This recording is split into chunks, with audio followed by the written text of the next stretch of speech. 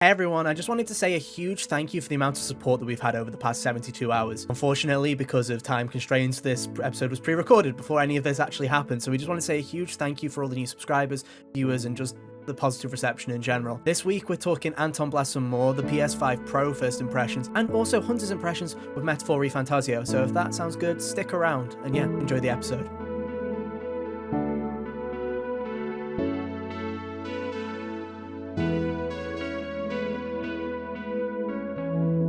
Hey, how's it going, everybody? Welcome back to another episode of the HGO podcast. One of your hosts today, Ethan, and joining me as always are my good friends Kyle. Hello. And Hunter. How are you doing? Oh, I'm doing just swell. It has been a week, ladies and gentlemen. It has been a week. It's been a big week for us. We've had some highs, we've had some lows. How are you feeling, Hunter? You feeling all right after the mob tried to take you down? Not the only assassination attempt this week, ladies and gentlemen. Hunter has been attacked. The key difference is no one got me. No one can get you. No one can get you. Yeah, that was fun, wasn't it? But hey, on the bright side, ladies and gentlemen, we hit 400 subscribers on the YouTube channel this week. Congratulations to all. Go team. Go team. We did it, dude. It's pretty fun. But hey, yeah, thank you for your support. We appreciate it. Now keep that number going, ladies and gentlemen. Can we get to 500? I'm feeling 500. I'm feeling 500. Maybe someone will acknowledge us at 1K, guys, so keep that number going. Remember, make as many ults as you can. No, please don't. But hey, thank you for the support. We really do appreciate it. And yeah, been a fun week. Like I say, the Dragon Age review went up, and Sure did. the wrong crowd found that video, so that was fun. But hey, if you are a fan of Dragon Age, or don't like it for normal reasons, there's a review right now on YouTube or on the website that you can go check that out if you're a sane individual. That's fun. And then also, my Antonblast review went up. I actually got a review out in a reasonable amount of time. So that's out now, too, which is great.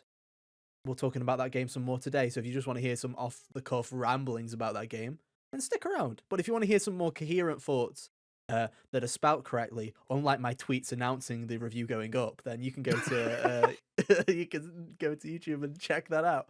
I'm so annoyed at that. We don't pay for spell checker here. Dude, I'm so annoyed about that because I was reading through it and I was like, I did a good job. This one was actually I did really well with my writing this time. And then the one tweet that I sent out on Blue Sky and on Twitter, fucking spelling a mistake instantly, and I can't fucking undo it or delete it and repost it because the fucking creator of Antonblast retweeted it already on Blue Sky, and I was like, for fuck's sake.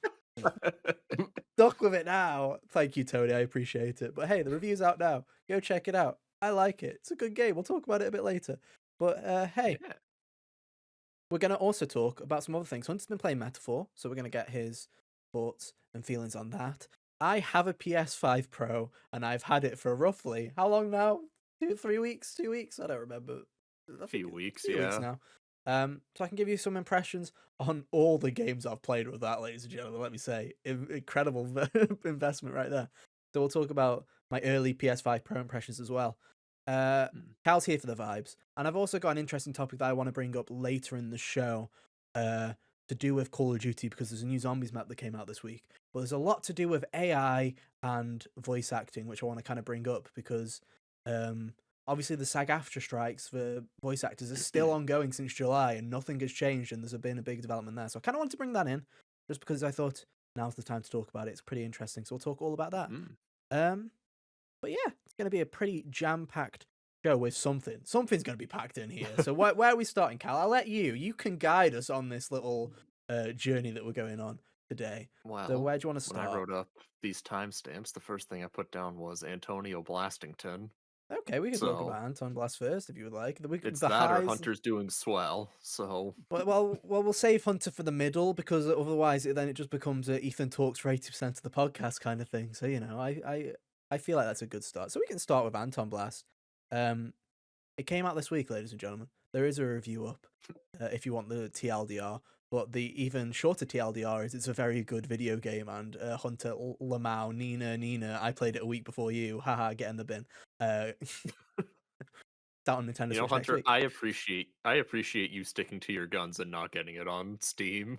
Well, yeah, I don't want to play it there Are unless you it was proud of me given for to not me for buying Indiana free. Jones early, Kyle? You're proud of me for not doing Um, that? You weren't but gonna buy Indiana Jones Yeah, anyways. no, was not going to buy Antonblast on Steam, so we're both done things that we weren't going to do. Like, come on, yeah.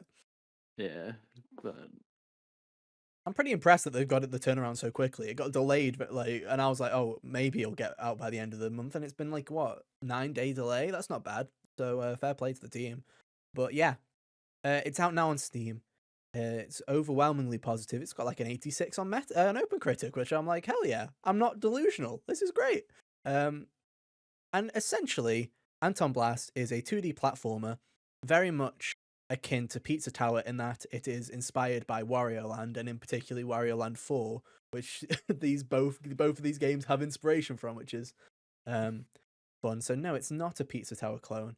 And I'll be interested to see what Hunter's thoughts are on Pizza Tower on Anton Blast when it comes out next week, because you've played both of them, Hunter. Um, yeah, and I've played both of them to an extent. I played like about 2 hours of Pizza Tower, and I very much prefer Anton Blast in just its way that the gameplay is and the level design and all of that jazz. So I'm very interested to see where you end up winding up on it. So that'll be fun to speak of, really. But what do you want to know, Kyle? You lead it. Where do you want to go? What do you want to know? What's the hook? Why should I care about Anton? Oh, right. Now, shall I give What's you the the story? sauce? Because the source is that it is basically Anton Blast is very much similar to Pizza Tower, is inspired by a lot of late 90s cartoons, and the two that come to me when I'm watching the cutscenes and just the vibes in general from the performances are Ed and Eddie and Cow and Chicken. So if you've seen either of those shows, those are kind of the two inspirations that I get from it. Um, but basically, the plot of Anton Blast is, and I quote, Satan himself is asking his magic mirror who the reddest person alive is, because he's a self-centered egotist. And he finds out that Dynamite Anton is actually redder than him, and than the devil is a shade of pink. The devil's furious at this. He's very pissed off. So he forges a plan to steal Anton's booze stash in order to drag him down to hell to take his redness for himself. So his little rat minions go and steal all of Anton's alcohol. Anton gets pissed, and he's basically like, "I'm gonna go and storm down to hell to get my booze back," and that is the video game. Um, it's like a glorious mashup of Snow White and Donkey Kong Country. yeah, basically that is exactly what it is, right?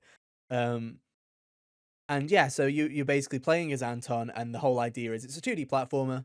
In each of your levels, there's one of your one of your alcohol collection is in the level. You grab it, you hit the timer at the end, you hit happy hour, and like Wario Land, you have to run all the way back to the start of the level before the timer runs out.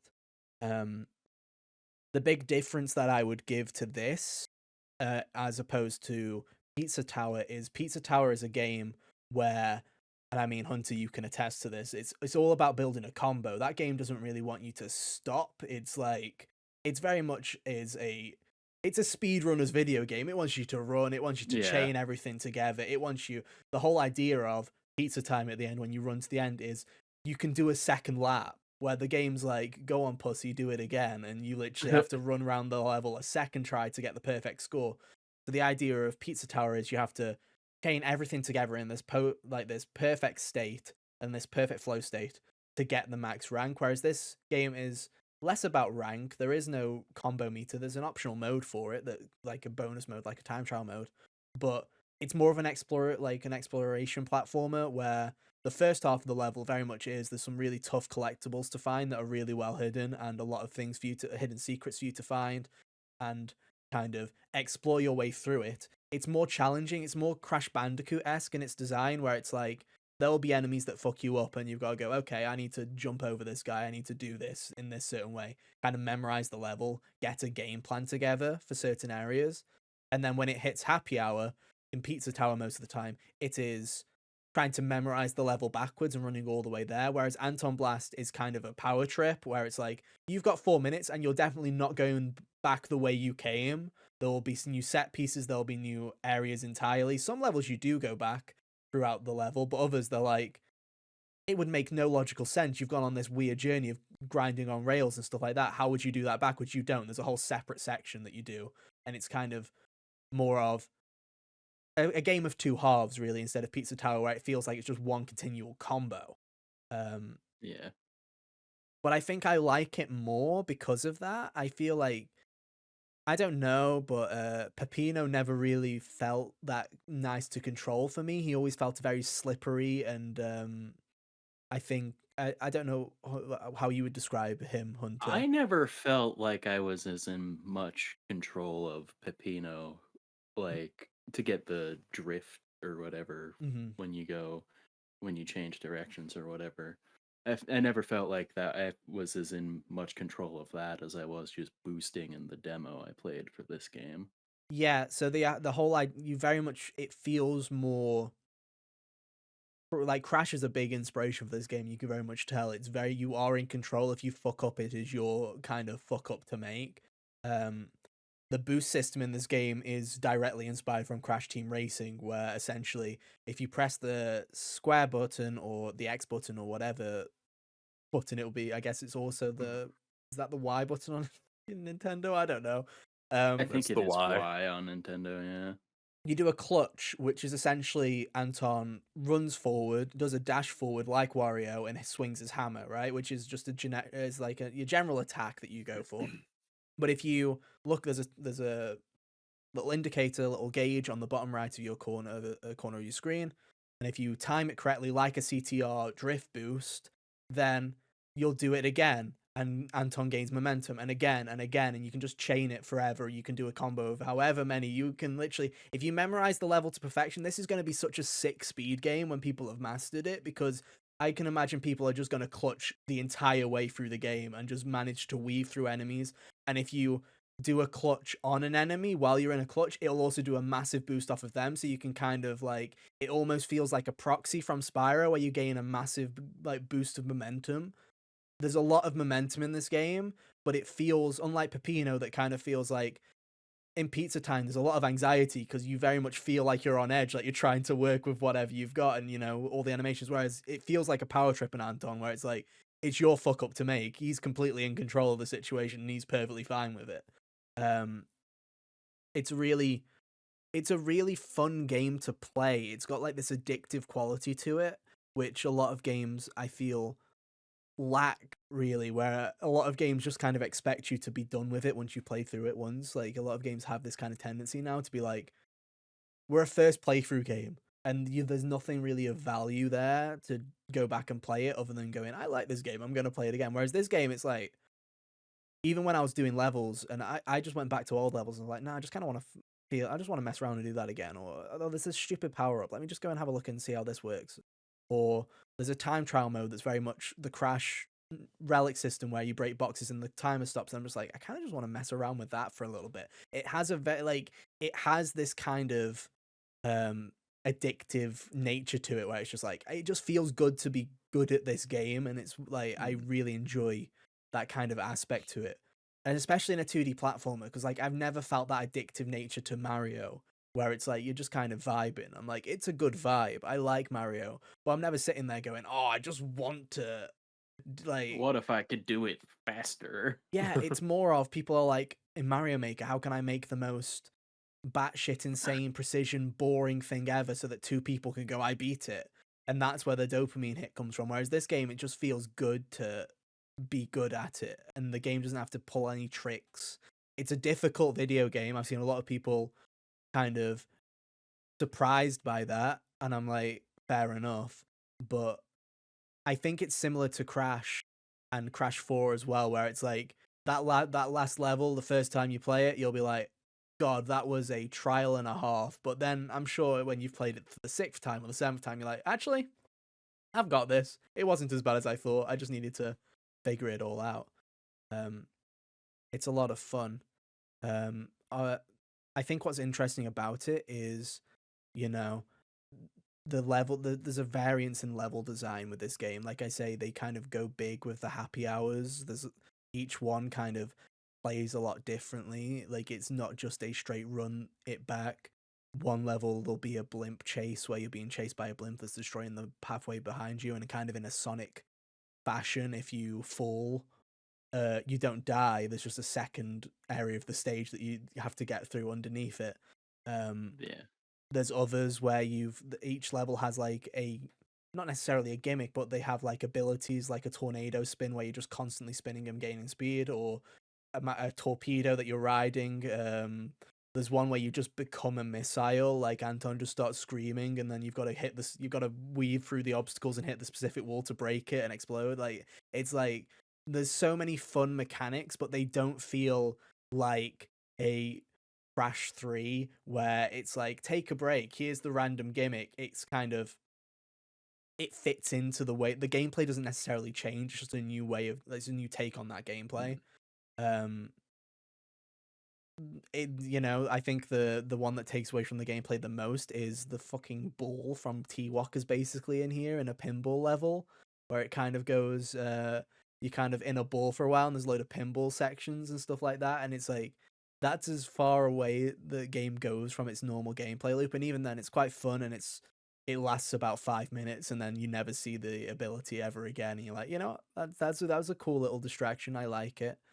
But it's not just a point A to B either. You've got levels where it's more of a puzzle where there's one in a garden where this guy's like, I need you to do 3 things for me, and you go to 3 different sections and you do little bits and pieces. There's one in a mall where Satan's minions are trying to open a safe, and your job is to complete these 4 different paths before they crack open the safe so you can get extra rewards. There's like they never let something stay stagnant where you're not just doing the same thing over and over and over again. And that's not to be detrimental towards Wario Land or like Pizza Tower, but there was, if you're into that gameplay loop, you're into that gameplay loop with Pizza Tower. But if you don't like it and you're not like for it, every level in Pizza Tower very much feels like it's in its own lane, whereas this game just kind of feels like they were like, what the fuck are we doing this time? Shall we just piss about and see what happens? Yeah, let's piss about and see what happens. Let's kind of just be weird with it, Let's have a weird level where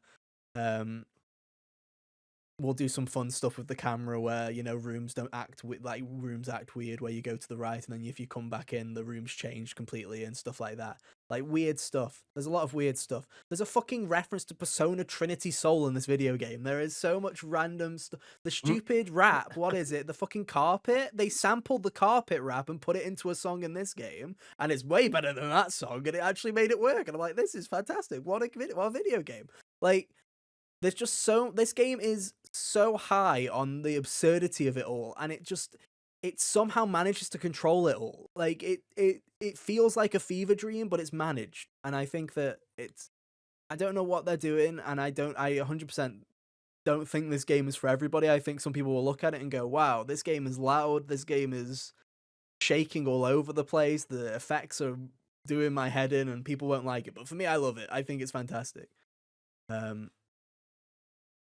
Yeah, and it has Cuphead bosses as well. If you wanted something else, if you like, we just keep adding to it. There's bosses like Cuphead where they're challenging pattern recognition boss fights where you just kind of got to avoid fights for as long as possible. There's some that are multi phases that are 2, 3, 4 phases.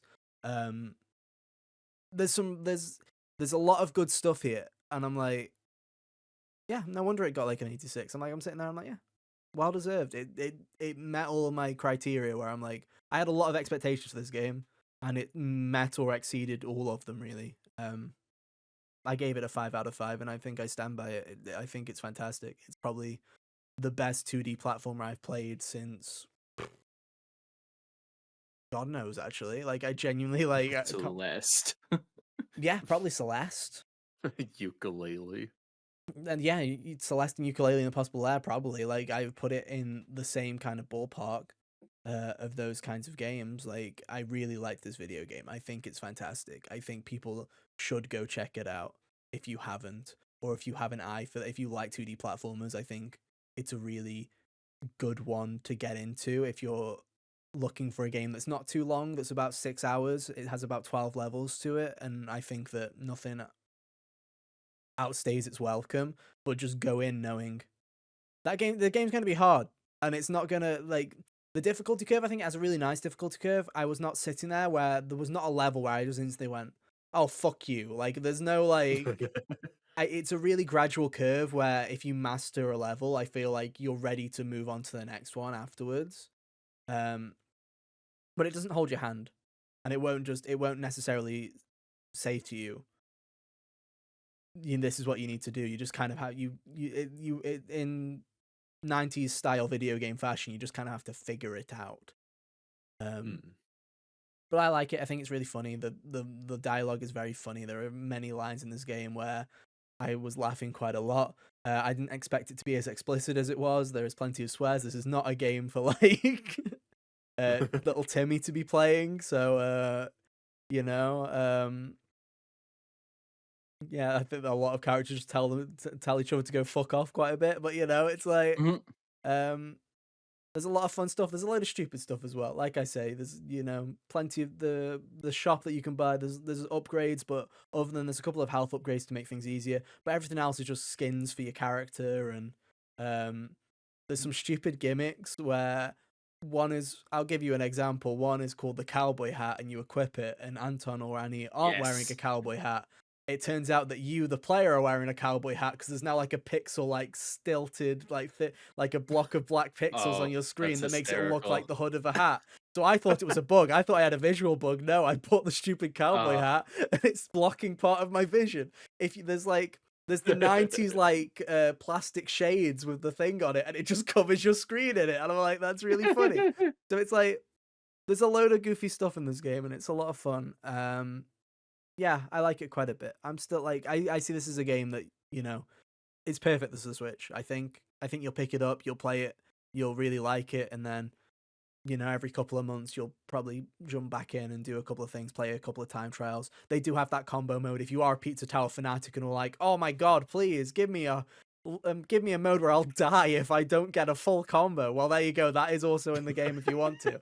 You little if you drop under 40 miles an hour, you explode. Dude, literally, if your combo meter runs out, you take a hit, and you've got 3 hits. So it's like, it genuinely is like, keep your combo up or die. And there's no checkpoints in that mode either. It's like a time trial, so, the levels are quite long. So, yeah, there's a lot of fun here, and I think the team's nailed it, really. And I hope it does well. It seems to be doing pretty well so far. So, yeah. I think it's fantastic. I think it's really good. And I do love the fact that, 2024 has already been such a solid year for video games, and it looks like with Indie and with Antonblast, it seems that December has not strayed away from still kind of releasing some bangers. So it's good to see. I like it. I like having these games. Like, let's be real here. Indiana Jones and Antonblast will be lost in the December shuffle of days gone by, where all games in December get forgotten unless they're Smash Bros. Ultimate, right? But it's nice to have these fantastic games that are still releasing. So yeah, it's fantastic. Check it out. There's a review, like I say. Go watch that. I probably did a better job of explaining why you should play it. I also play the Trinity Soul song in the background if you want to hear about the carpet. Honestly, I laughed so hard. I was like, is this Persona Trinity Soul that they've sampled? I'm like, no, it isn't. Like, yeah, it is. And it's kind of a banger. I'm like, that's kind of crazy. And also, this game, once again, is one of those examples where why do, leads on indie games somehow manage to make not only great games, but banger soundtracks? Because Tony Grayson, the head of Summit Sphere, also made the soundtracks for this game. And I'm like, it's absolutely fantastic. There's so many references to old games in there. There's plenty of references to Crash Bandicoot. The electric force field sound from the warp room when you're trying to get into like warp 2 or 3 is the sound that you'll bounce off of if you're trying to get to a level too early. It'll also do the bounce off. And I was like, oh, that's a Crash. I was like, oh, Crash Bandicoot. You love to see it because I'm that stupid person that sees the thing they like and went, oh my god, they did the thing. That's crazy. There are so many little there's so many sound effects and riffs and little bits and pieces that they've taken from so many 90s games. They basically have found the entire sound library that was used to create like Spyro and Crash, and basically you can just hear little things where you're like, are those like sewer sounds that I've heard in these games before? Is that the riff from is that a little bit of the guitar from Plant Food? Like, it's just like little bits and pieces where you just like, you can kind of, it's a love letter. And I think the best way I described it is that you can Like, Antonblast wears its inspirations on its sleeve, but yet it manages to find something that's completely unique out of all of that, which I think is the biggest compliment, is you can see everything that they... Like, you can go, oh, no way you got that from. Oh, yeah, Cuphead, Crash Bandicoot got that. But at no point was I ever going, oh, it's just shitter this. It was like, oh, no, they've taken an idea and have run with it, and in some ways have actually done a better job of it than the originals have. So fair play to them. I like it quite a lot. If I had written my Game of the Year list, I'd have to rewrite it now to change some places. That's all I'd say. Yeah. Good though, innit? They should probably release it for PlayStation as well at some point. They probably will. I think it'll sell I'm enough. sure they will. It'll sell enough, I think. I think it's done pretty well so far, anyway. It was in the top sellers for a while. It was outselling Call of Duty on its launch day, so it's all fun. Oh, that's boss. Good job, Antonblast. It was like number 6 or something at some point. I'm like, that's good. It's good. There. Then Hell yeah. Not even paid to put say it on the box. Yeah, It's put it on good. the box. It's good. Speaking of good, Hunter, sounds like you're in the middle of a good video game right now.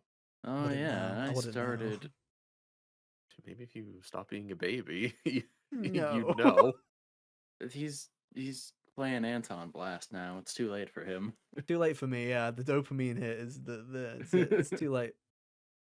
But yeah, I started Metaphor ReFantazio a week or two, or like a week and a half ago, I suppose.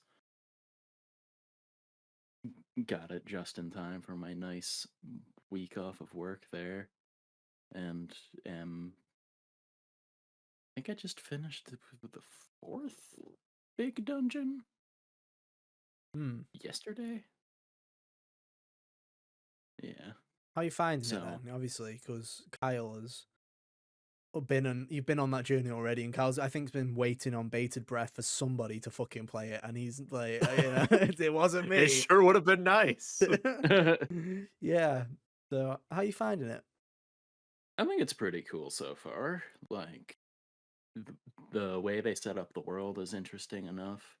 I like the general like pacing of the story is fun. I think that I like that when they go places in an order, or they go directions with the story in a sequence that I wasn't necessarily expecting the whole time there. I guess the one thing I'd say is that, at least for right where I am right now, the characters are cool. Their setups are really neat. I'm not at the point where I'd be like, oh, you, buddy, I'd die for you. The way I am with like some Persona characters, Yeah. But by the same token, they're also definitely all better than the worst Persona characters too. There's no Mishima or Oya or the first half of the fucking Fantazio. Yeah, I'd be like, oh no. Yeah. Uninstall. There's no Mishima or Oya or the first half of the party in 4 at all. So, it's just kind of, they're very consistently solid the whole way through. Just knowing that I'm like, you're my favorite so far with. Mechanically, I think it's a decent change of pace from Persona without being too Shin Megami Tensei, gonna dance on your grave if you don't have the exact right thing kind of deal.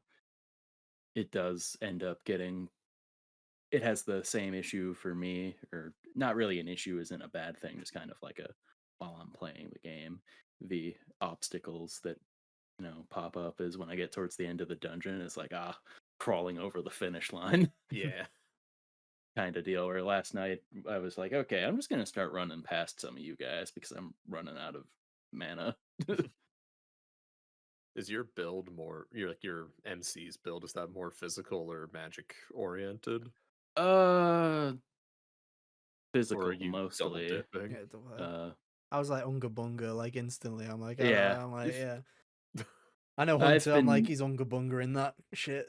Yeah, I've been like, I drop most of the extra stats that you can put into the main character into the physical one, unless I happen to be having him on a class where I've been using spells more often. because like I'm not gonna just sit there and be like, ah, yes, let's juice the physical while the thing I've been using the most is level 3 wind spell for the whole dungeon. That'd be silly. But mostly it's been physical stuff, yeah. Yeah, I went magic build, and I kind of got screwed over early in the game because of that. Oof, Basically, yeah. there's one dungeon, an optional dungeon early on you can go to that's full of these little goblin guys, and Mhm. for whatever reason, the game decided it'd be funny if you were using like a magic-based class, so like black mage or healer. Uh, the goblins just go into like a berserk mode, Oh, sick. So, to be fair, that was fun to deal with. without without buying any of like the information, I'm pretty sure a few people tell you about it before you go there. Oh, they do, yeah. Yeah, But but I'm like, "Oh, how bad could it be?" very And bad by as it that turns point, out. evidently, it made me bump it down to normal easy mode, Yeah, Wow, but and not a real gamer. I'm like, "That's where I will keep you for the rest of the game." but yeah, uh, the the job system or the archetypes or whatever, those have been entertaining enough to switch between. I like having the like upgraded versions of the classes that you unlock are nice. It gives you a reason to, look forward to finishing one. Mm. Mhm. The one thing that I could do without is some of them later are like, ah, yes, to unlock this one, you have to have this one mastered, and then level 10 of Yeah. tier 2 of this guy. And I'm like, oh, Yep. come on now. Mm. That that is something I wasn't really a fan of. I wish they were, like, better at telling you what you needed until you needed it. Yeah, it was like it's like getting Lucifer or something at the end of a Persona game where it's like, you gotta have the final guy or the guy you unlock for finishing this social link over here. And I'm like, oh no, I only have like 3 days to do that. Dude, and it sucks because it's always, like, the worst job you needed to have buffed like, leveled up as well. Because it's like, "Oh, level 20 and a really good damage dealing class, and then also level 10 in merchant. You wanna be a merchant for 10 levels and throw your money and do shit damage? Yeah, I'm sitting there like, No. the first instance of that I saw, I believe, was with Stroll's third class. I'm like, what do you mean he Yep. needs to be level 10 general? And no one's even level 2 commander yet. Get out of here. Though to be fair, commander was a pretty fun class. For a magic build, it was pretty fun, Uh, which is I, why we gave it to Stroll, the physical attacker. yeah, that was the thing there. Let's I'm give like, him magic and support skills. Yeah, good job, guys. yeah, some of these don't necessarily make sense with the people that like I'd have to circle back to sometimes either. But like for commander, for example, it would make more sense to me if one of Hulkenberg's upgraded classes needed that Hmm. or whatever, right? But I was it's using I was using Commander Heisme for a little bit just because he was always going first, just because he's so uh, fast. And I'm like, oh, well, yeah. let's get some free buffs right at the start. I'll take it. Although Hunter doesn't believe in buffs and debuffs, Nah, so buffs are for cops, and I've managed to mostly stick to that this game. So, like any buffs or debuffs I get are you mostly incidental if like they come free with the synergy moves, which those are a cool mechanic, I would those are say. really Where neat. you two of your characters team up, you spend the points it would cost to use both of them there for an extra move, and I think it's neat. You get a cool, unique animation.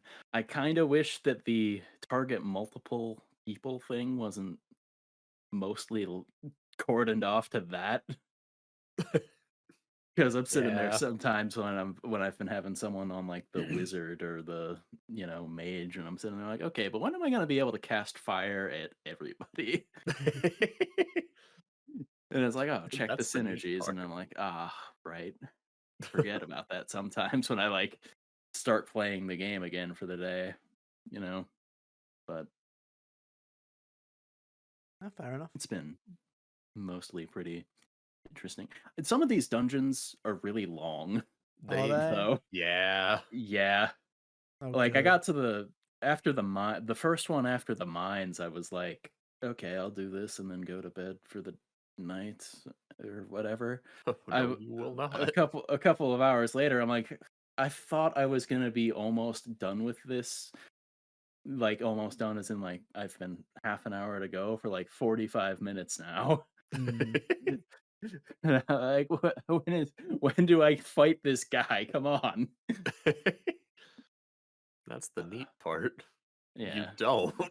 yeah. Take some of them taken a while. I think the last one I did went by a little faster because when I started running out of mana, I did just be like, okay, I'm gonna I'm just gonna avoid you guys. I've fought and killed enough of you stupid bee things.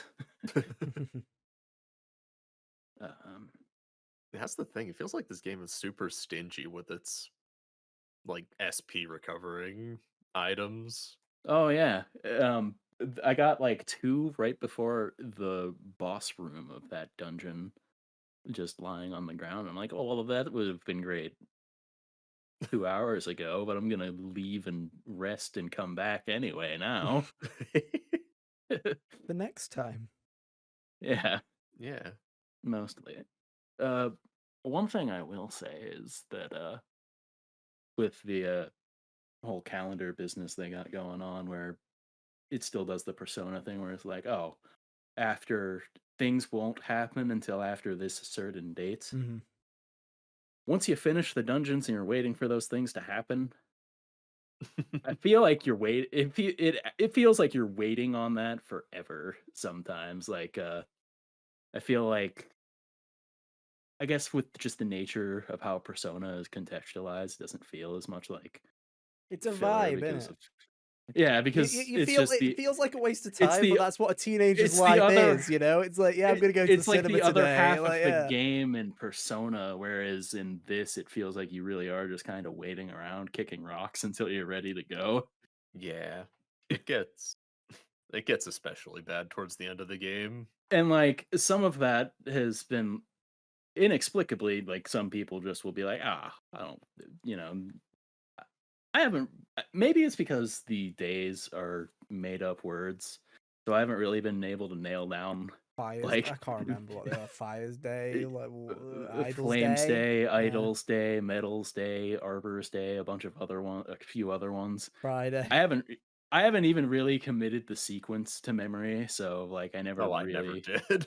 so I never really know when people are gonna want to hang out or whatever. And there were definitely a couple of times where the last like 3 days before the plot would move on, where I'm just sitting there going, nobody's around, so I'm just like, okay, let's go give speeches all day and night because this Oh, stat good. is the one that's always the lowest. Classic min maxing. Practice those stump speeches. Yeah, pretty much. But I feel like that's the point where I think I'll be into it more, is when it does open up a little bit, because like I was still stuck in tutorial island of just being on the clock forever, and that started so combat gameplay oriented at the start, where I'm just kind of like, I just kind of want to talk to somebody and not by a fucking campfire for 2 minutes before you send me into another mine. Leave me alone. Like, just let me fucking vibe. And it just, like, I'm hoping that, once it does kind of ease off a little bit, then I can at least go. My choice to go and waste 5 hours in the mines this time. Yeah, But no. Glad you're enjoying it. Maybe one day I'll join you. Who knows? Maybe. yeah. You should. We'll think about it.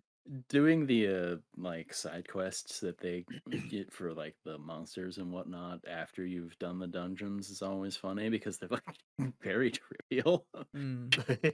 by comparison, where it's like, ah, yes, you're all blue and I never enter combat except for the special monster. It's glorious.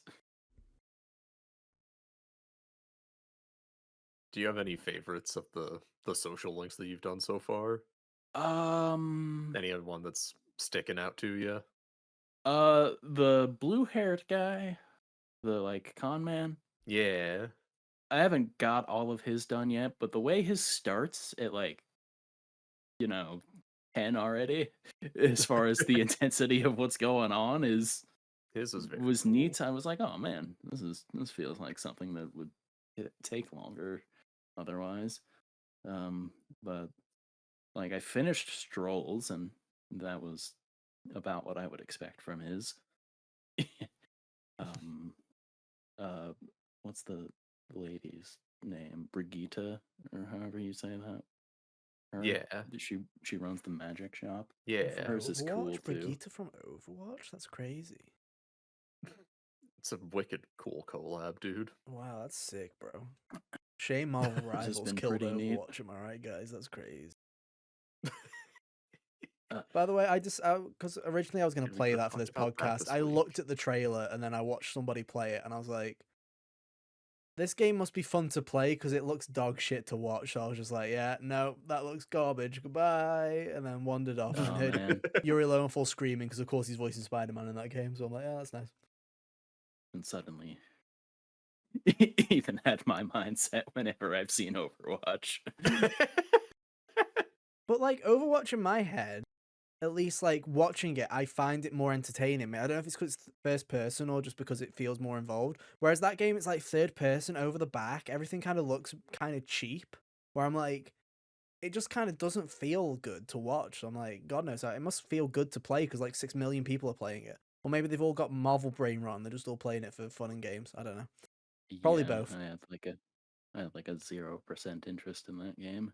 Yeah, I Oh, can't be Steve bothered Bloom either. was the voice of Venom? They've got literally look at the That's if hilarious. you look at the cast list, it is literally everybody from video games is there. Literally everybody. Troy is there. Nolan North is there. Oh, Patrick, damn, Laura came back Laura's with there. Black Widow. Holy shit. Everybody's there, dude. Yeah, Yuri's Xantha's there. there. Xanth is there. Everyone's there.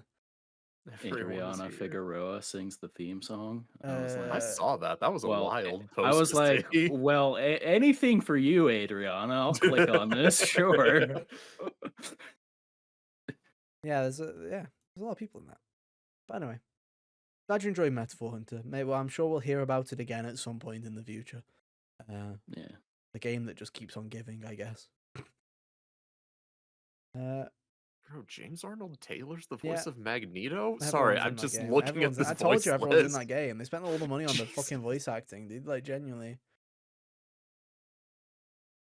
Cassandra Lee Morris as Galacta? Yeah, Holy she's like shit. the narrator because she's like the Athena from Overwatch because everything is the person from Overwatch. Like Black Widow is Widowmaker from Overwatch in terms of she plays the exact same, and Star Lord is like Tracer because he's got his dual wielding pistols. It's just like it's very much they've just gone. What hero is what? And they're like, okay, there you go. That's that character. That's that character. I don't know. Fair play. If people like it, people are liking it, people enjoying it. Fair enough. I'm not gonna hate on it, but to me, it just kind of Hell looks a yeah. bit. I don't know. Crash Yeah, grabby. man. It feels like another one of those games. It feels like that other game, that Horizon clone from China. It feels like that in the same Oh, way. I don't remember what that's called, but I saw the image for that. I'm like, Yeah, oh man, this probably isn't actionable yet, but it is very close to being. It looks like. yeah. And I think Marvel Rivals fits in a better place because it's obviously based on a existing IP, and it's more of a hero shooter is a archetype of a game, but Yeah. it Yeah. does very much feel like they just basically went, let's just make Marvel Overwatch, and that's basically what they've done. But in third person. So there you go. What's up? What is it? PS5 Pro time, Carl? Is that what it's time for? It's time for the PP Pro, Oh yeah. yeah, don't buy one, dude. Don't bother. Fucking hell. No, I mean, That's it. Roll roll credits. credits. I mean, I mean, anyone could have told you that. no, I You mean, didn't need to spend your Some money people on it. did. nah. Like, No, I'll give some actual in-depth thoughts that isn't just ha ha ha ha ha. It's all right. Right, here's the thing is, right, if you are going to sell your PS5 and you're going to buy a PS5 Pro for like $200, like $300 or whatever it is. If you feel like in your heart of hearts you want to do it, then Godspeed. From what I've played, I'm like, is this a nice upgrade to have? Yes. Do you need to run out and get? Of course you fucking don't. Like, of course you don't. This PS4 is still being used. This is literally for if you are just like. So far, the only people that I can like go definitely guarantee is, are you a fan of Final Fantasy Rebirth and hated how it looked like mud? Then this is the console for you because it now no longer looks like mud. That's literally the only use case so far where I'm like, Final Fantasy Rebirth is a game changer. Where it is, I looked at like the new performance mode looks better than the quality mode did on the original, and it doubled the frame rate. And I'm like, oh, this is magic. This is great. The game is no longer arse. But I can't tell if this is a Square Enix issue where it was just so badly optimized for PS5 in the first place that they're just using this extra horsepower to just get it to look normal. Like, it's like, it looks nice. It's playing really nice. It was really good. I'm like, that's great. Let me now go and look at all these other games and then see the drastic difference, the big glow up of everything else. And it's like, no, Phoenix Wright hair was so spiky. no, like yeah, I've played a couple of games on like PS4. There's no noticeable differences. There's like a little toggle where you can enhance PS4 games, and what it basically does is it uses the Sony patent pended pisser technology to sharpen up like the UI elements. Like it's got like a sharpening filter over it, so it's like UI elements on PS4 games look nicer, stuff like that. I personally couldn't fucking tell a I think difference, and I well, turned it that's off. nice. Too And I bad the turned it, UIs yeah, themselves are still usually, dog shit, smelly. yeah. So I'm like, yeah, it does what it needs to do, but like, if your plan here is, I want to play Bloodborne in the best way possible, keep dreaming, buddy. It's still Bloodborne. It still looks like mush. Still 30 Still FPS. 30 FPS. Still looks like mush, but it's still the game we love. Still locked on PlayStation. But so PS4 not not a thing really. Like, don't even bother. I played quite a few other games that have PS5 Pro enhanced, whatever you call it. I don't know, they call it PS5 Pro enhanced. I don't know, pisser technology I games. don't Like, what are know. we calling them? Pisser games. I It's think it was called PSSR. Pisser. It is. It's Yeah. PSSR. PlayStation Super Sampling. Is it super subject? That's blah blah blah blah. I'm not Digital Foundry. Okay, I don't care. Super sampling Super Show. Yeah, Super Show, the Super Mario Bros. PlayStation Spectral Super There you Resolution. go. Thank you, Digital Spectral. Foundry. Yeah, Spectral Super Resolution. Pisser technology. Tech Radar. Close enough. Oh, close. Just keep calling it Pisser. It's funny. No, that's what I am. I will be referring to it. By the way, for every new PS5 game, I will be talking about how good or bad Pisser looks. So look forward to that, ladies and gentlemen. This is the next 4 years of the podcast. It's just That's does okay. it. That's only 8 games. So True. And one of them will be Ghost of Yotai, and that will not be the only piss in that day. It's be fine. Don't worry. But yeah, so basically, if you are a console player, and you've not been around PC games for the past 4 or so years, AI upscaling has become a massive thing, which is basically the game runs at a lower native resolution, and AI enhances the image to make it bring it up, basically. So you use a lower data set to bring it up to a higher data set.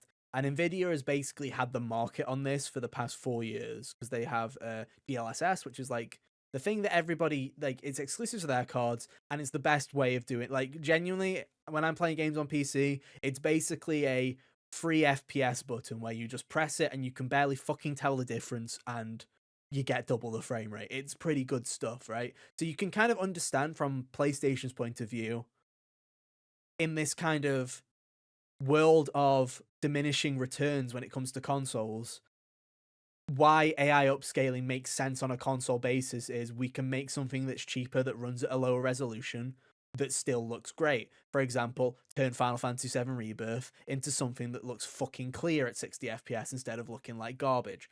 And it for some games, it works fantastic. And by some games, I mean Final Fantasy VII Rebirth and any of the first-party games. They all look great. Spider-Man looks fantastic, but here's the spoiler, and this is why I think for 90% of people the Pro is pointless. Spider-Man already looked great. Of course it did. I'm not sitting there and going, oh wow, these ray trace reflections are game changing. I'm like, it's just nice. Did they unrustify the Spider-Man 1 version of the suit? I don't know. I haven't checked Spider-Man Remastered. I only checked Miles and Spider-Man 2, so I can't. No, I meant specifically like how the Spider-Man 1 suit in Spider-Man 2 looked real like rusty red kind of. I don't for know. some Oh, reason. the salmon color. Yeah, like no, Yeah. that was intended, unfortunately. But It's a feature, not a bug. in games like Ratchet and Clank Rift Apart, in the Marvel games, in The Last of Us, it looks really nice. Where it is, you are basically, if you are the kind of person that has always gone, do I want to play in quality mode or do I want to play in the mode that is fun to play? Then congratulations, the fun to play mode now looks like quality mode. Where if you've been fucking begging for a 5th edition of The Last of Us that looks good, well, congratulations, you now have one. The issue comes from people implementing pisser technologies when they are not optimized for it. There are a couple of I hate games. an unoptimized pisser. Yeah, the flow is there's not a good flow, Carl. There's not a good flow. No flow. Right, yeah, we're coming up with this is on you. Right, okay. So this is the new HGO scale when I am reviewing PS5 Pro games. Is we'll obviously have the score of 1 to 5, and then we'll have flow and no flow for the pisser technology review scale. Flow and kidney stone. Oh no. Flow, no flow, and kidney stone is like a void. Yeah. God, this is going off the rails. But the two big examples of it not working very well are Silent Hill 2 and Jedi Survivor. Now, I only own one of these games, and I don't like Jedi Survivor. But I decided, for the good of the cause, to re-download Jedi Survivor, which is a feat on itself, because remember, guys, that game's about 6 bajillion gigabytes to download, so I had to take out a mortgage to buy a hard drive to download it again. And so I downloaded it again. I'll have you know that I instantly, after doing this test, uninstalled it because even though I have 4 terabytes on my hard drive, none of it's owned to Jedi Survivor. And yeah, it looks really bad. And I think the problem is when you use an AI model that's not been trained properly, and it's going to look terrible, and it does look terrible. It looks worse than I got the other PS5 out, my old PS5, and booted it up. And it looks better on the old PS5. And because in Sony's magical wisdom, get this, kids, there is not a toggle on the PlayStation menu whatsoever to disable Pro enhancement. So you cannot get the PS5 Pro to run like a base PS5. Developers can leave old modes in, but if someone overwrites it and goes, no, the new Pro mode is the new Pro performance mode, then you cannot revert back. You cannot play Jedi Survivor like it was on base PS5, which is a real problem. Like, why the fuck would you not have that? Because apparently it's on the dev kits. Why the fuck would that not be in the retail to go, oh, if a developer fucks it up, I can toggle the enhancement off? Yeah, that's weird. It's like, if you would have let me guess what one of the problem games were, I would have guessed Star Wars Jedi because it's a new and impressive way to fumble the bag on the performance of that game again. Which is a shame because here's the thing with PSSR in that game is in motion, it's awful. But if you stand the camera still and just look at it, it's like giving you a brief his look. hair probably looks so good. Dude, it's like looking into it. It's looking into it and going, this was the game that I thought you would be, and then you move the camera an inch and you go, oh fuck, they fucked it again. Like it's just like it's like for a second you see what the promised land of Jedi Survivor, and then you move and you're like, oh no, fucked again. And that's the thing with pisser technology in the PS5 Pro is it's the first iteration of this. When it comes to PS6, they will have had 4 years to have updated and refined PSSR to the point where it will be fantastic. It will be a game changer for people that are upgrading. You're basically paying to test this out. And, you know, if you're an enthusiast to the point where I'm an enthusiast where I like looking at this stuff, I'm fine with that. Just add a fucking option so I can play Jedi Survivor in old shit mode instead of new shit mode. Like, please, just let me toggle between it. Give me the choice. Like Final Fantasy VII Rebirth has the choice. You can go back to the old graphics and performance mode. I can use my PS5 Pro to go back to the bad old days of looking at performance smooth in Final Fantasy VII Rebirth and looking how everybody looks like plasticine. It's great. It's a fun feature. I was sitting there with my dad and going, look, this game looks shit. Look at it. And then look at it now. And it's like, yeah, you can actually see a difference. But it just, to me, it feels like right now, until there's an option to turn some of this stuff off, or Sony starts becoming more restrictive of the approval process on this kind of stuff, that it's just, you're kind of in the hands, you're just in the whims of fate here on, does a developer do a good implementation of this? Because are people just going to push this onto every game just so that they can say that they're using PSSR? Look, we're using PSSR. Look at us go. And then every single one is a shit implementation? Because not every game has... Because not everybody has to use it. Horizon Forbidden West, the best looking game on PlayStation. Now, like, get this, kids, looks even fucking better. That game just continues. Like, that is, like, Forbidden West, obviously already a breathtaking game. But on PS5 Pro, I'm literally looking there and I'm like, that is the best looking video game on consoles, probably. Not using PSSR at all. They're just not using it. They're just using the same techniques that they were using in Forbidden West at a higher base resolution. And I'm like, works perfectly. Obviously, you don't just need to chuck the new thing on for the sake of chucking it on. Like I say, for first party, it's fantastic. If you are a little gremlin that just plays Sony first party and you want the best box to play Sony first party games, then wait 2 years and buy it on PC. But if you want to play it straight away, yeah, the PS5 Pro is the best place to play those games. It's just, can you trust third parties? Can you trust EA? Can you trust EA? No, you can, you shit. You know, I can, Alan Wake 2 is also apparently not a good implementation of it either. But I can trust Remedy is going to work on that. And they will probably update it and it'll work fine. It's just, it's a very interesting place where it's like, here's the thing. The market for this console have already decided that they're going to buy it at some point, right? And the real test will be, can Sony iron out all the kinks before GTA 6? Because that's obviously what this console will be, is at the end of the day, this will be the GTA 6 machine.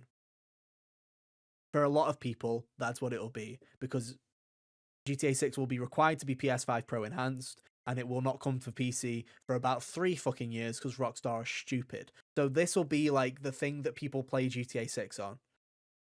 And it's like, okay, cool. It's a pro console. You can do what you want with it, right?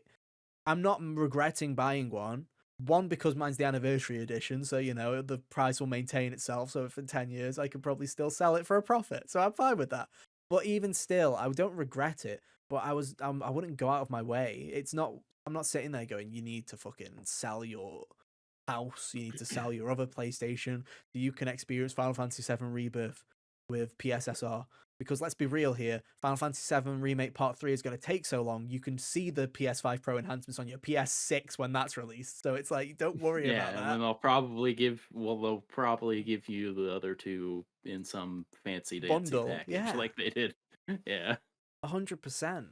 But it's a nice thing to have. I don't regret buying it, but it's also, it knows its audience, and there are so many issues right now with the way some things are being handled that I'm just like, whatever, dude. Like, this is just modern Sony now. This is what modern Sony is. Modern Sony is the gaming version equivalent of Apple, where it works, and we're gonna charge whatever we can for it because we fucking can. So this is the iPhone Pro to the iPhone Basic, basically. Will a normie notice the fucking difference? Probably not. No. Or if they do, they'll just be like, cool, like, it's fine. It does, like I say, unless you're the biggest Final Fantasy VII Rebirth fan on the planet. Like, trust me, like, playing that game again on Pro, I was like, I could do a whole playthrough again of this, because it is like, it's the only one where I'm like, that changes the game. Like, that changes it. But also, there's a part of me that's like, blaming Square Enix for doing such a shit job in the first place on the base version, Like, I'm not sitting there going, this is the power of a new console. I'm sitting there going, why was the performance mode so dog shit in Rebirth? Like, why was it so bad? Like, come on, like, why was it so bad? I hate. Now I'm gonna play the role of casual normie here. Yeah, I pulled up a video from Digital Foundry showing the difference between PS5 performance mode yes, and PS5 Pro for hmm FF7 yeah. Rebirth. I do not see a difference here. Then you do not need the PS5 Pro. Is If that's as even simple? when Yeah. they're like and they're doing so many examples where they're like hyper zooming in on like Red 13, for example, and being like, look at all this fur he's got now. And I'm like, this is the same picture, sir. This is the Which same image twice, Digital Check out Foundry. all this fur that you're not gonna zoom into the, Yeah. very And when follicles that are on him here at it's any like natural point in time during the game. yeah, it's like when you need to put your video game under a fucking microscope to see the differences. and what I will And say, also on this still image I'm paused on, the Buster Sword on PS5 Pro on Cloud's back just looks worse.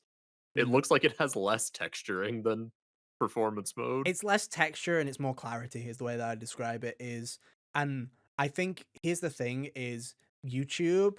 It, the problem with this console is we are now at the level of detail in video games where YouTube compression doesn't fucking do any, like, can't even, like, unless you actually sit down and look.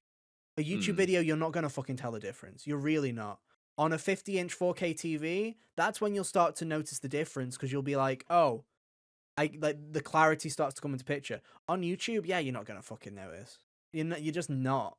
And that's the kind of, this is the minuscule differences that we're talking about here, where it's like I can very much tell the difference between Final Fantasy VII Rebirth in performance and in fidelity, but I also could tell the difference on base PS5 because I hated it that much. Let's remember, kids, Ethan, the person that says that 30 FPS needs to die in a fucking hole and always plays in performance mode, switched to fucking fidelity mode in Rebirth because I hated performance mode that much.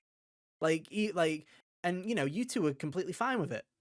Like, we had this discussion where I was like, it was driving me mad and I had to swap, and you guys were fine. And I'm like, congratulations, you've passed the test of you do not need a PlayStation 5 Pro at all. You're fine. You're good. Um, but also, Yeah. are you Yeah. both playing on 1080p TVs as well? I don't know. What did you just say to me? Are you both playing on 1080p TVs, Mister Hunter? Oh, I don't know, probably. Yeah. Then it's like even more so. Like, it's like to me, it's like if you're perfectly happy with your PS5, congratulations. You do not have to buy a console. Trust me, if you're not happy with your PS5, don't buy a Pro then, because you're not going to be satisfied with that either. But it's like, to me, it's like, I don't know. I think it's weird because it's like there is a difference, and to me, it's pretty clear that there is a difference in quite a few games. But also, it's not a distinguishable difference where I'm sitting there going, "Man, it's night and day," other than Rebirth. Like, that is literally the only game where I'm sitting there going, "This is night and day different." And even then, I'm like, but if you can manage, it's like playing a game. It's almost like playing a game on GameCube and playing a game on PS2, where it's the same fucking game, and there's a bit of difference. Obviously, we've not got the drastic load time differences, but I'm talking about, it's like it's that kind of Hmm. clarity where it's like PS2 T-Walk and GameCube T-Walk. If you're playing them both on a CRT, there's not going to be that much of a difference. But if you're a little nerd about it, you're going to very clearly see the difference, and you go, well, actually, blah, blah, blah. Like, it's like little nerd Yeah, the fights. GameCube Imagine version being has that no much of a nerd texturing. about T-Walk. Yeah. And that's what I'm saying. This is what, imagine being so much of a nerd about fucking internal resolutions that you can very clearly tell when something's really badly done. And, that's just kind of, if you're into it, you're into it. If you're not, you're not. Um, and I think for a lot of games, you won't be able to tell the difference unless you are literally sitting with one in the same place and literally have them on two separate sources on your TV and go backwards and forwards. If you do that, yeah, you can tell. But if you're doing that, then what's the fucking point? You know? Get help. What's the fucking point? I do need help because I was testing fan noise as well, so it's all good. I do need help. That Uh, is true. I remember that science experiment. yeah. Spoiler: people were saying the PS5 Pro is louder. My PS5 Pro is not louder. It's about the same, but the fan spins louder because they've overtuned it. So you don't less coil line, more fan noise. But again, if you don't know what this shit is, live in that blissful harmony. It's like hi-fi audio, right? if you don't know about it, like, fucking people that love everything on vinyl and stuff like that, or, black audio and stuff like that, if you don't care about this stuff, congratulations. You get to live a happy life where you don't sit there bitching about your audio quality or your visual quality. Just live in that moment and just enjoy it and have fun and laugh at the fact that people are spending $700 on a PS5 Pro. I enjoy that, dude. But also know that those people that are into it, they're not like, that's just their interest. That's just like their little nerdy fucking thing. And you just kind of got to accept that that's also an acceptable thing for them if that's what they care about. Just because you don't. Everyone has their own nerdy little fucking thing. For them, it's visual or audio quality or whatever, or the way, the best way to listen to music or the best way to play video games. For you, it might be some other random shit. You might like Magic the Gathering, or you might like fucking D&D, You just gotta vibe with it, Just kind of chill and just go, yeah, that's your nerdy weird thing. This is my nerdy weird. I can't even fucking speak anymore. But you know what I mean? You just kind of just gotta deal with it. Yeah. But anyway, if you don't buy one, unless you really fucking like the idea of saying pisser a lot to your friends, then go ahead, buy one. It's a PS5. It's a PS5. I will give them mad props for Sony's done a really good job this generation of making their consoles more repairable and more user friendly. And I just want to give them a shout out for that, because not only is the fan obviously still removable, but they've made it so that the CMOS battery can also be removed without taking apart the console. So a little, Oh, that's handy. yeah, there's just like a little metal cover like the SSD where you can just take it off, replace the battery, and you don't even have to open up the console. I'm really liking these kind of pro repairability moves. I mean, there's still torque screws and all that jazz. You still have to get like a whole fucking toolkit to break the fucker down, right? But comparing it to last generation where the PS4 was held together, like the motherboard was held together with fucking like they were soldering it on, so you had to like break it apart to actually get it open. And by comparison, like they're doing a much better job. So fair play to that as well. But it's a fucking Mark Cerny. I'm just imagining like opening one or a PS4 or whatever, and it's held. All of the stuff is held in place by those like plastic zip ties that Yeah, basically, would hold toys in that were like impossible to break. Yeah. But no. You're like, oh man, I have to like commit vicious violence before I can play with my Nerf gun. Yeah, I'm interested. Next year will be interesting. That's the real test, because obviously all these games have been back patched, and it's like we've all played these games before.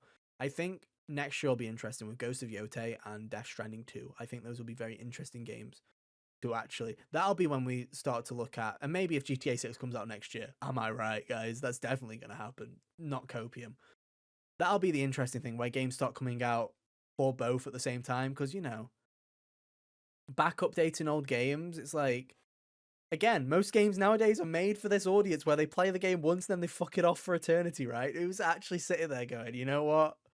I kind of really want to play Horizon Forbidden West again with no clear indication of the sequel coming anytime soon. Like, nobody. Like, it's a weird one. It's a weird one. Well, I mean, when they start rumbling about making the PS6, they're gonna wheel out Horizon to come out a week before the next generational classic video game. Can't wait. Be great. Maybe that'll also use Pisser. Who knows? Right. Or it'll be another Nintendo game. Yeah, probably. Maybe they might. It's an NVIDIA chip. They might have it AI upscaling as well. Who knows? What will we call that? I hope it's called Wiener or something funny. WIINER,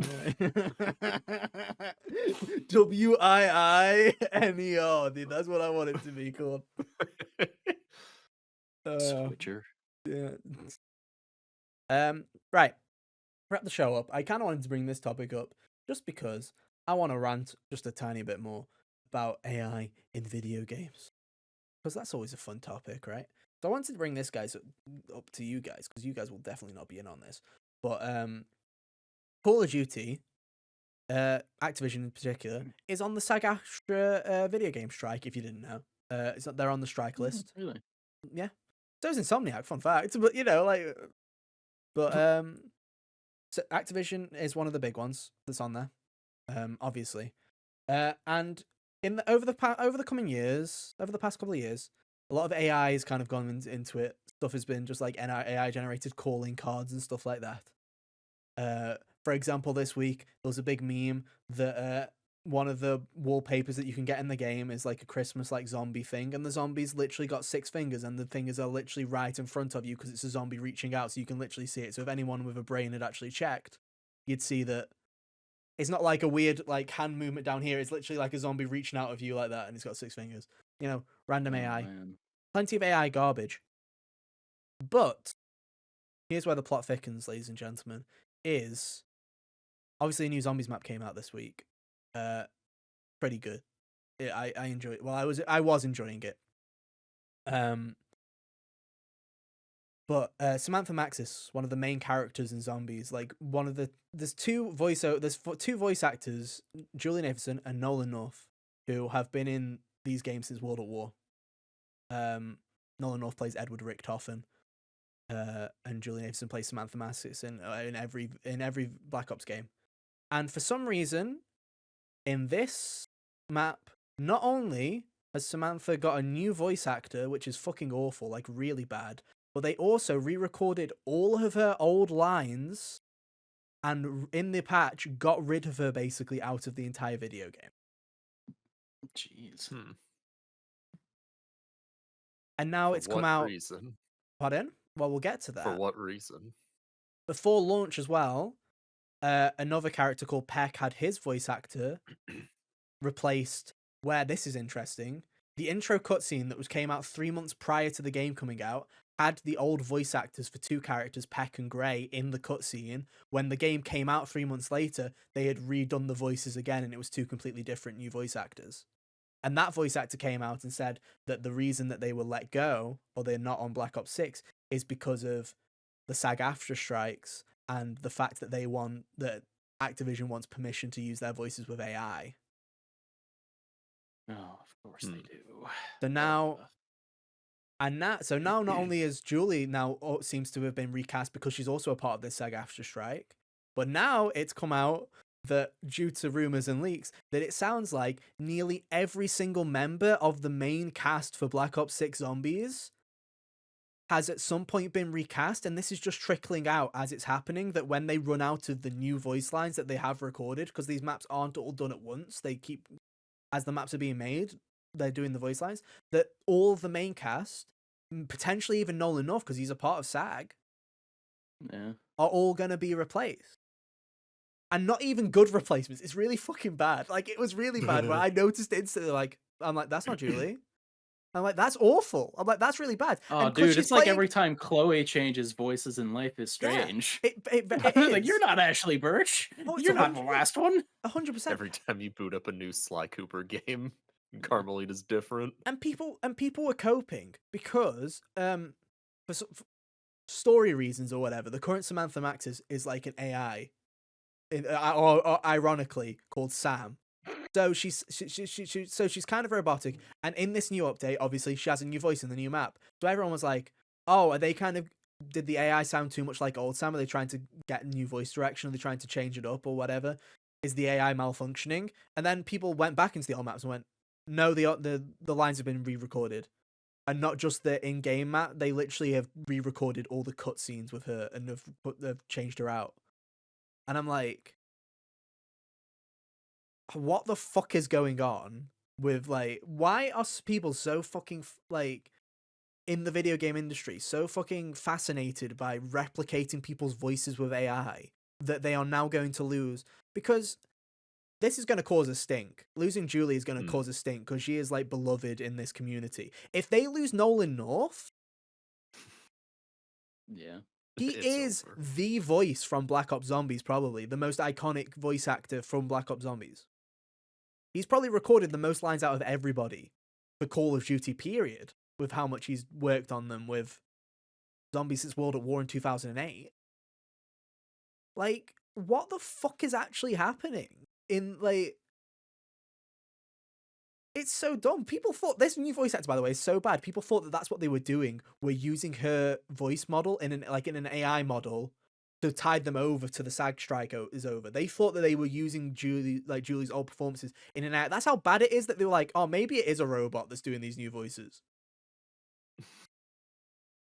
Like, it's actually baffling. Like, I'm just sitting there and I'm like, can you imagine, like, in the like, just buying a, like, an Insomniac game, and then them just going, oh yeah, this Yuri Lowenthal obviously doesn't want his voice as AI anymore. So not only are we doing new story DLC for Spider-Man 3, but we're also just going to re-record his lines for the entirety of the base game and patch him out.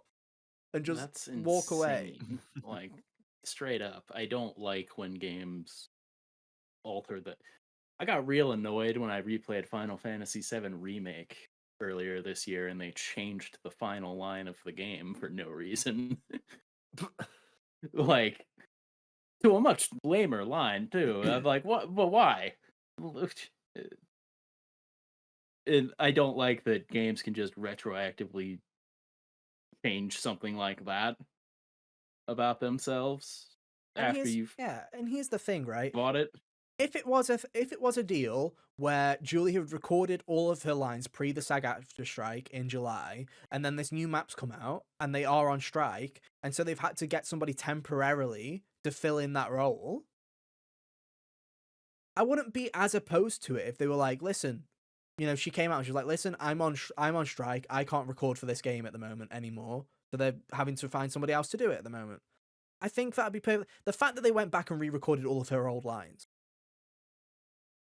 And really bad, by the way. Like, really badly done. Like, it's not even where I'm sitting there going, I can hardly tell the difference. Or we're doing some pisser comparisons where I'm like, oh, well, actually, only true fans can notice. It is really... if you squint. It is really bad. Like, all the personality is gone. The whole kind of idea of her character in Black Ops 6 being this AI is she's just completely snarky to you the entire time. All of her lines are just sarcasm the entire way through. And this new voice actor is not reading them like they're sarcasm at all. It's as if they've had no voice. That's why people were thinking it was AI. It's like a completely different direction. It's like, I think it sucks because Black Ops 6 Zombies was finally a good rendition for the first time in years, where it's like, oh, we're back, baby. And now they're like, no, it seems like every map that you're getting, more people are going to get recast out of the fucking video game. Because Nolan North had some voice lines in this one, but who knows for how long? Yeah. But like 4 months' time, when the next 3 or 4 months' time, when the new map comes out, is it like I just don't understand it. I just really don't. What is there to gain from AI? I just don't get what there is to gain. I really don't. Surely, Yeah. I don't know. It really infuriated me to the point where I don't like. I played the map first, was like, that's pretty cool. Watched the cutscenes, like, oh, pretty good map. I can't wait to play it. I don't want to even touch it right now. Like, I genuinely, it's put me off that much that I don't want to fucking touch it. Yeah. Because every time I hear this fucking character talk, I just keep thinking of, I can't believe they fucking done this. They've recast a character, someone who has been playing the character since 2008. Not just like a little, oh, she's been playing it for 2 years, whatever, Like the couple of other characters that they had recast, the new voice actors are doing that good of a job. One, I hadn't noticed until this one had been brought up. And two, they were newer characters that had only been in one game before. So I was like, that shit happens. New voices come in all the time for stuff like that. But it's like, like I say, it's like recasting Yuri Lowenthal in the Marvel Spider-Man games and going, oh, guys, I'm sorry. We wanted to use AI and he said no, so we're going to fucking bring in someone that sounds completely different and try and get him to do a Yuri Lowenthal impression. Like, it's baffling. Stupid. And like, being able, the Activision is a huge company. They don't need to use the AI sampling, whatever. They don't. They're owned by one of the richest company in the world. It's stupid. Stop it. Yeah. And do you know what the worst part is? I think this is the thing that sucks, is, let me just read some of the characters. So people that are the parties that are currently on strike from SAG-AFTRA are Activision Publishing, Disney character voices, Electronic Arts, Epic Games, Insomniac Games, Take-Two Productions, Warner Brothers. Take-Two specifically worked out a deal so that the strike wouldn't impact GTA 6. Yeah. They literally signed a deal with SAG-AFTRA where it was like, for GTA 6, yeah, sure. AI stuff, get it. We just need to get this game made. There's nothing stopping Activision from just signing away, literally signing it away and going, yeah, you know what? We don't need to do AI bullshit. This isn't while we've made our bed, you can very easily do it. They can make this change. Other companies have been doing it. I just really don't understand it. And like I say, at first it was just a couple of people like me that noticed it, and now today, it's as of recording on the 7th, it's blown up.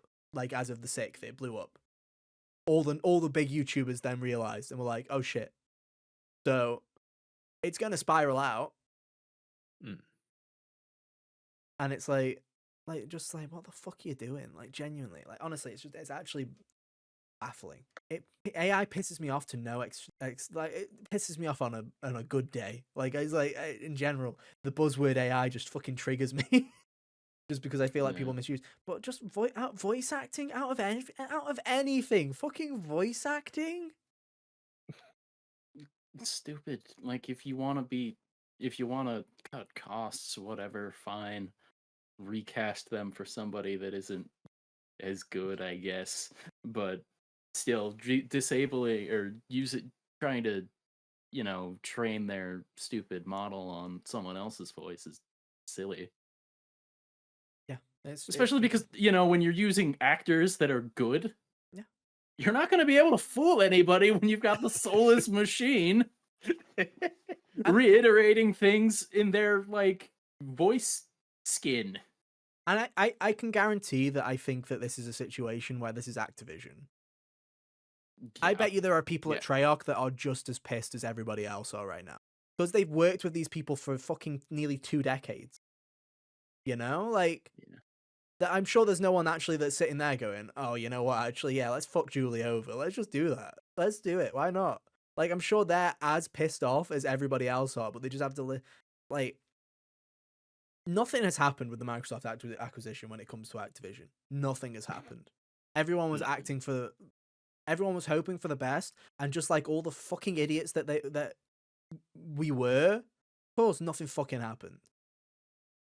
Like, it's just, baffling. It's just like, how many times do I have to scream about fucking acquisitions are bad, blah, blah, blah, blah. Unless it's Nintendo buying a developer for like $20 and then they just make them become the goats of all time. Like, other than that. They become the Atlas holding up their fucking company. Mm-hmm. Godspeed, Monolith. Everybody else can go fuck off, dude. Like, genuinely. Like, if I hear Kadokawa one more fucking time, I'm gonna like have an aneurysm, dude. God. I just no, thank you, please. But who knows? Anyway, I'm sure that'll come up again. Just bully Phil Spencer. Well, it doesn't fucking work, does it? Yeah, no. Bro, I wish I could talk to Phil Spencer. Like, oh, Phil, nice to meet you. I've got a couple of questions. First one is, what the fuck? Like, genuinely, there's like that's the question. Like, how does it feel to somehow get away with everything you fucking do? How does that feel, Phil? How does that feel? How does it feel to not do what your fans want and not do what anybody wants, but still get away with it, Phil? I like you, but my God, it seems like you do everything but what you should be sometimes, my guy. Anyway, I'll wrap it up here. Links are on screen right now. You can go and follow us on Twitter if you want to keep up to date with what we do outside the podcast, or on Blue Sky. Preferably on Blue Sky. It's less talky over there. Yeah, I'm sure I'll be talking about that for months because we'll just keep doing Call of Duty Watch when Ethan downloads the next map and then fucking goes in there and then another character's disappeared off the face of the earth, and I'll be like, oh great, here we go again.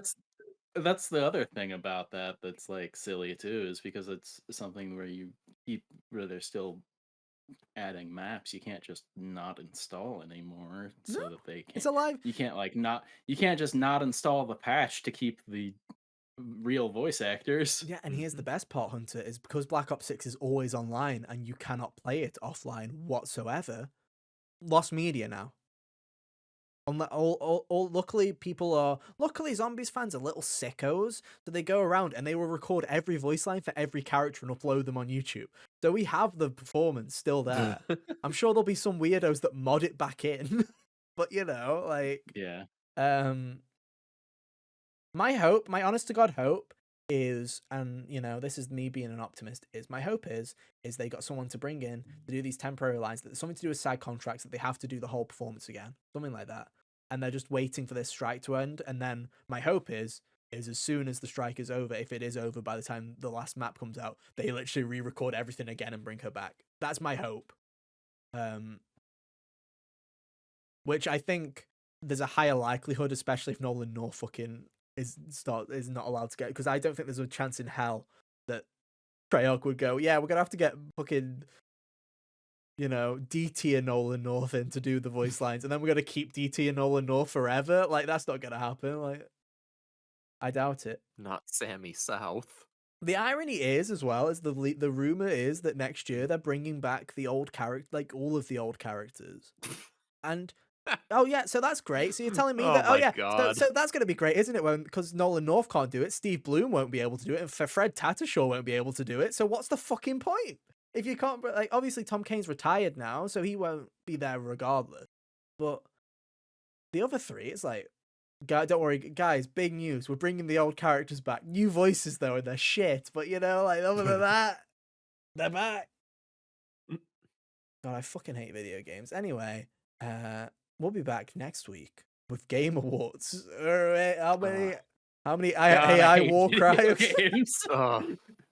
Yeah, but the episodes do well, Hunter. The children yearn for the Keeley mines, dude. They yearn for them. But we don't. Well, you see, the thing is, again, it seems to follow the pattern of diminishing return oh so slightly. So that next week is going to be the one that caps at 50. Yeah, probably. So true. So true. From what I've heard, I've heard two things. By the way, Hunter, I've heard three things actually. Oh shit.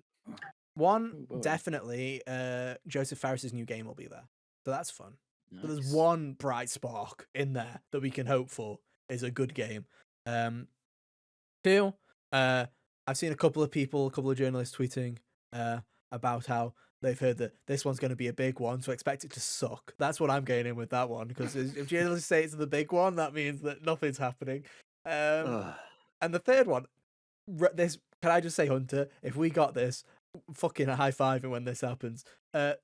New rumor: Planet Robobot is from 3DS is getting a port to Switch in 2025. So I just want to get a high five for that one, dude. I think we fucking nailed it. Oh my god. Oh god.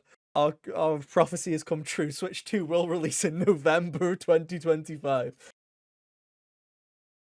And you will suffer with Kirby. Kirby is the true endpoint.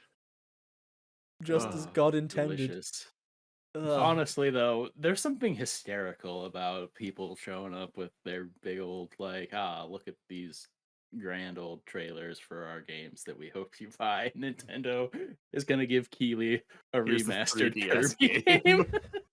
Well, that's not enough. That's not rumored to be at the Game Awards, but it's just going to happen. That won't be. Oh, okay. Don't get your hopes up too high, Hunter. God, no. You see, it would be really funny if it was. Oh, I'd laugh. I would genuinely. That'd be the most hype moment of the fucking night for me. I'll be cheering.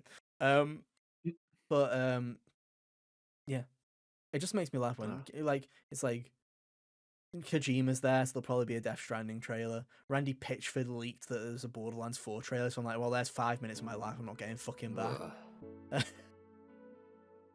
I'm already scheduling in a piss break. As soon as I see the 2K logo, I'm like, and I'm gone, dude. See you in a bit. They're still allowed to make those after the movie flopped? Unfortunately. Let's make the game flop too, guys. Come on. It's fine. Don't worry. We can do it. Anyway, let's wrap it up.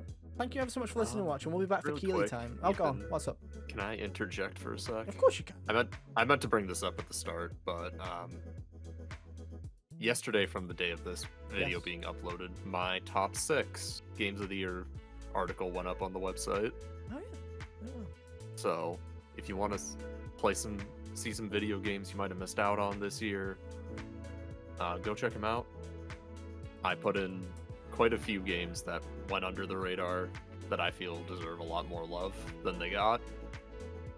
Hell yeah. And also Astrobot is there. So, Hell yeah. yeah, go check it out. Yeah, go check that out. And then for the next I believe 3 Hunters weeks, is going up yeah. the week after. one of ours is, whoever figures out how to you played type. 2 games this year, so... I have not. I've played like quite a few now. And who knows? Maybe I will like Indiana Jones. I don't know. All I've heard is it starts off with them recreating the intro to Raiders of the Lost Ark, and I'm like, that's one way to make me not want to play the video game. Thank you very much. I love it when games try to take all the source out of a movie. Thank you. I love that. I've always sat there and watched that first scene in Raiders of the Lost Ark and gone, I wonder what it'd be like in first person with a controller. Let me play the boulder chase where I can't look at the fucking boulder because I'm supposed to be heading straight forward. This sounds like great fun. I hope I'm not just being an arse about it. Maybe it'll be good. Find out next week when we review Jeff Keighley and Indiana Jones. What's worse? I can spoil it for you now. It'll definitely be Jeff Keighley will be worse. Anyway, that's that. Thank you ever so much for listening, guys. We'll be back same time, same place next week for more. But until then, have an awesome week. Yeah, we'll see you next time. Bye. See ya. Toodaloo.